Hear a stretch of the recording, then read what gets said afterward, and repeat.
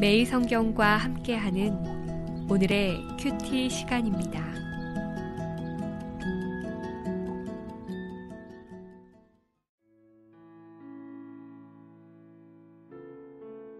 (8월 10일) 오늘의 말씀은 이사야 61장 1절에서 11절입니다.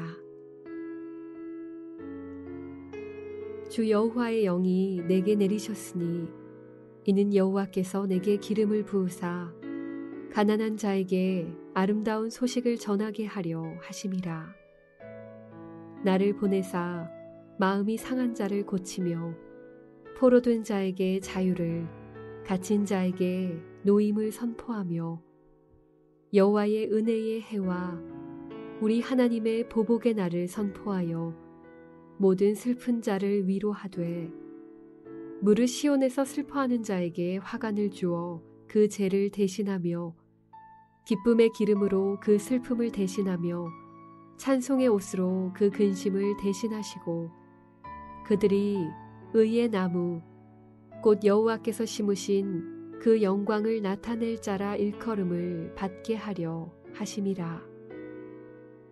그들은 오래 황폐하였던 곳을 다시 쌓을 것이며 옛부터 무너진 곳을 다시 일으킬 것이며 황폐한 성읍 곧 대대로 무너져 있던 것들을 중수할 것이며 외인은 서서 너희 양떼를 칠 것이요 이방 사람은 너희 농부와 포도원지기가 될 것이나 오직 너희는 여호와의 제사장이라 일컬음을 받을 것이라.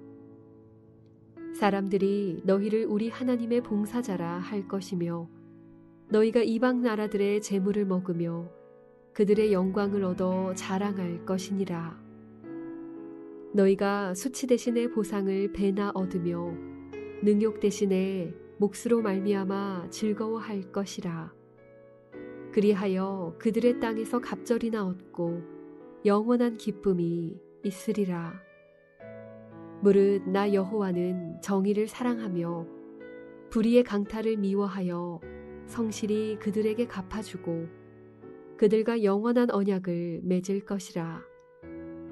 그들의 자손을 문 나라 가운데에 그들의 후손을 만민 가운데에 알리리니 무릇 이를 보는 자가 그들은 여호와께 복받은 자손이라 인정하리라. 내가 여호와로 말미암아 크게 기뻐하며 내 영혼이 나의 하나님으로 말미암아 즐거워하리니 이는 그가 구원의 옷을 내게 입히시며 공의의 겉옷을 내게 더하심이 신랑이 사모를 쓰며 신부가 자기 보석으로 단장함 같게 하셨음이라. 땅이 싹을 내며 동산이 거기 뿌린 것을 움돋게 함같이 주 여호와께서 공의와 찬송을 모든 나라 앞에 솟아나게 하시리라.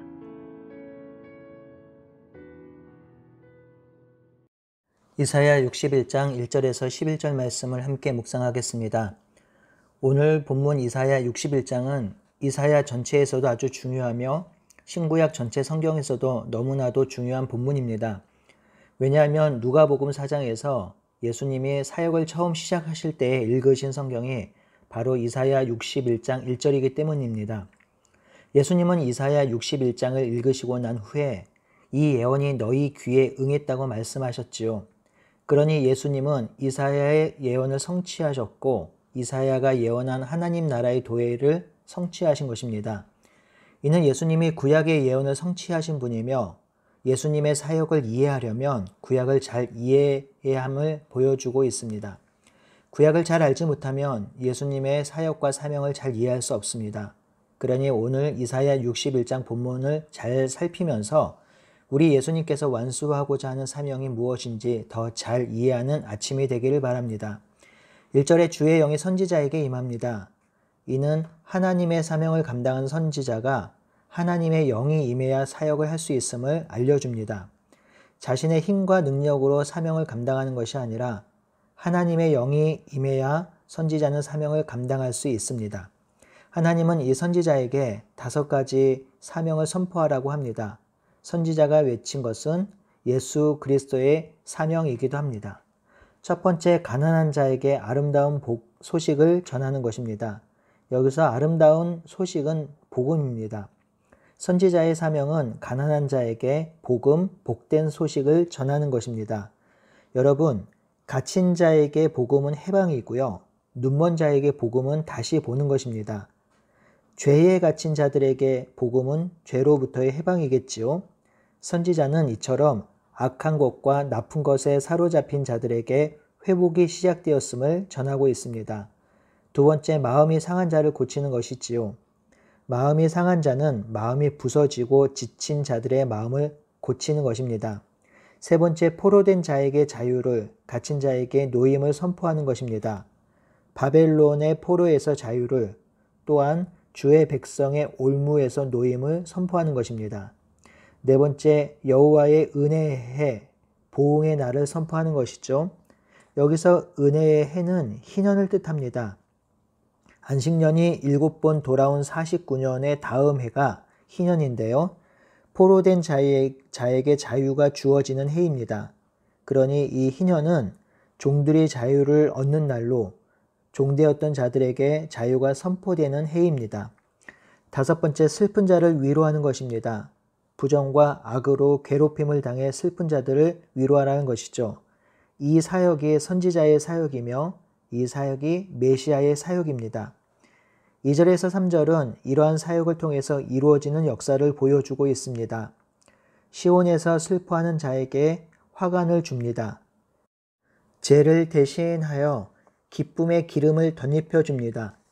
죄는 애통하고 슬퍼하고 회개할 때 뒤집어 쓰는 것인데요. 그 대신 기쁨의 찬송이 넘쳐납니다. 또한 그 근심을 대신해서 의의 나무, 곧 여호와께서 심으신 그 영광을 나타낼 자라고 불리워질 것입니다. 근심과 슬픔 속에 놓여있던 백성들이었지만 여호와의 의를 드러내며 여호와의 역사를 이루는 자가 될 것이라고 하는 것입니다. 4절에서 7절은 근심 대신 의의 열매를 맺으며 죄 대신 기쁨의 기름을 덧입는 자들에 의해서 이루어질 일을 기록하고 있습니다. 그들은 오래전에 황폐해진 곳을 쌓으며 오랫동안 무너진 곳도 세울 것이며 황폐한 성읍뿐만 아니라 대대로 무너진 채 버려져 있는 곳을 다시 세울 것입니다. 예루살렘이 다시 회복될 것을 말하죠. 5절은 회복된 예루살렘에 이방인들이 와서 이스라엘을 위해 양떼를 치고 농부와 포도원 지기가 될 것이라고 하였습니다. 이러한 상황 속에서 이스라엘의 정체성을 다시 한번 확증합니다. 6절에 오직 너희는 여호와의 제사장이라 불려질 것이라고 합니다. 세상 사람들은 이들을 하나님의 봉사자라 할 것이며 이방 나라의 재물을 먹고 그들의 보물로 단정하게 될 것이라고 하였습니다. 또한 지금까지 받은 수치를 배나 보상받고 능력받은 대가로 즐거움을 얻을 것이라고 합니다. 이는 단순히 예루살렘의 회복을 뛰어넘어 이방인들 지금까지 당한 수치와 수욕의 회복이 일어나며 하나님을 모르는 백성들이 이스라엘 하나님의 백성들을 섬길 것이라고 합니다. 하지만 이스라엘은 이방인들을 학대하거나 불법으로 다스리는 자가 아닙니다. 제사장의 역할을 감당하는 자들이죠. 여호와의 제사장은 세상을 여호와께 인도하며 섬기는 자들입니다. 세상의 죄를 짊어지고 세상의 아픔을 마음속에 품고 세상과 나라가 하나님 앞에 돌아오도록 헌신하는 자들입니다. 바로 우리가 그런 사명을 감당하는 자들입니다. 8절에서 9절은 하나님께서 직접 개입하셔서 하나님의 역사를 이끌어 가심을 보여줍니다. 정의를 사랑하고 불의를 미워하신 하나님께서는 불의를 행한 자들, 하나님을 거부한 자들을 심판하시겠다고 합니다. 하나님의 백성들과 다시금 영원한 언약을 맺을 것이라고도 하지요. 이 언약은 영원한 언약입니다. 다시는 이 언약이 파기되지 않을 것입니다. 9절은 이 땅의 민족과 백성들이 하나님께서 이스라엘 백성에게 행한 일을 보고서 이스라엘이 하나님의 복을 받은 민족이라고 인정하게 될 것이라고 하셨습니다.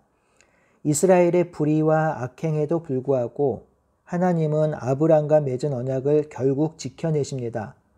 아브라함의 후손을 통해서 천하 만국이 복을 누리며 세상이 회복될 것임을 약속하셨는데 그 약속을 결국 이루시고 지키십니다. 그 약속을 지키심으로 하나님은 자신이 전능한 하나님임을 보여주셨습니다. 결국 이스라엘이 회복되고 언약 백성으로 다시 서게 되는 것은 여호와의 이름을 위한 것이며 여호와가 온 우주의 왕이심을 보여주는 것이므로 여호와와 여호와의 언약을 맺은 이스라엘은 그 언약 때문에 영광과 은혜를 누리는 최고의 백성이 되는 것입니다. 결국 그 약속의 성취는 온 인류의 회복을 위한 것이긴 하지만요. 10절과 11절은 하나님께서 이스라엘을 회복시키고 자신이 하신 언약을 신실하게 지키시는 하나님의 은혜에 감격함으로 드리는 찬송과 찬양입니다. 선지자는 이 하나님의 구원과 회복이 얼마나 기쁘고 감사한 일인지 결혼식의 신랑과 신부를 비유해서 설명합니다. 아마도 인생을 살아가는 중에 가장 기쁜 날 중에 하나는 결혼식일 것입니다. 결혼을 하기 위해 신랑과 신부가 단장을 하고 치장을 합니다. 얼마나 기쁠까요? 얼마나 좋을까요?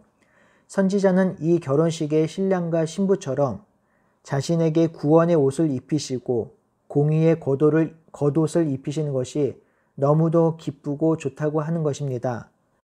뿐만 아닙니다. 이 땅에 구원과 공의가 선포되므로 땅이 싹을 틔우고 동산에 뿌리신 것이 솟아나듯이 의의 찬송이 샘솟게 될 것이라고 노래합니다.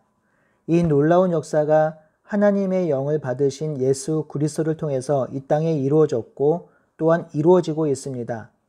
예수님을 통해서 가난한 자, 마음이 상한 자, 포로된 자, 갇힌 자, 억눌린 자들이 회복되었습니다. 죄로 억눌린 자들이 돌아오고 죄에 포로된 자들이 다시 살게 되었습니다. 그리스도 안에서 새로운 피조물이 태어났습니다. 그 놀라운 역사의 산 증인이 바로 저와 여러분들입니다. 그러니 우리가 노래할 이유는 충분합니다. 우리가 경배할 이유도 차고 넘칩니다. 이 본문을 묵상하면서 떠오른 찬양이 있었습니다. 송정미 씨가 부른 찬양인데요. 너는 자유를 외쳐라 라는 찬양입니다. 후렴구에 이렇게 되어 있습니다. 너는 크게 자유를 외쳐라. 이 땅에 주의 나팔 불어 그 거룩한 나라의 자유의 소식을 전하라. 너는 크게 자유를 외쳐라. 이 땅에 주의 나팔 불어 그 거룩한 나라의 자유의 소식을 전하라. 이 아침에 우리에게 자유를 허락하신 하나님의 구원을 노래하며 감사를 외치며 살아가는 하루가 되기를 간절히 바라고 소원하겠습니다. 아멘.